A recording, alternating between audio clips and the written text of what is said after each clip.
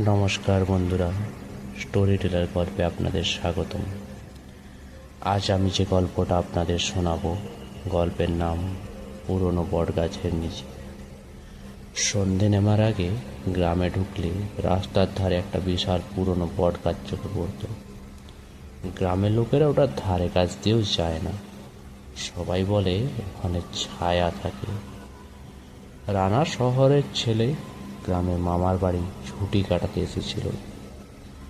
এসব ভূতটুতে বিশ্বাস ছিল না তার, তাই বন্ধুদের সাথে চ্যালেঞ্জ করে এক রাত বট গাছের নিচে কাটানোর সিদ্ধান্ত নিল সে। রাতে কেরোসিনের ল্যাম্প হাতে নিয়ে বট গাছের তলায় বসল। প্রথম দিকে কিচ্ছুই হয়নি, তারপর রাত বাড়তে থাকলো। রাত 12টার পর কেমন যেন চারপাশ ঠান্ডা হয়ে গেল। বাতাস ছিল না, তবুও পাতাগুলো থরথর করে কাঁপতে লাগলো। তখন হঠাৎ একটা হাসির আওয়াজ পেল সে, ভাঙা কর্কশ একটা মহিলা গলার হাসি। চারিদিকে তাকিয়ে দেখলো কেউ নেই। হঠাৎ পিছন থেকে ধীরে ধীরে বলে উঠল, এত বছর পর আবার কেউ এলো। রানার অবস্থা তখন একদম খারাপ। হৃৎপিণ্ডটা তখন যেন কিছুক্ষণের জন্য থমকে দাঁড়ালো, তারপর আবার উত্তম গতিতে দৌড়াতে শুরু করলো। রানা তখনও স্থির।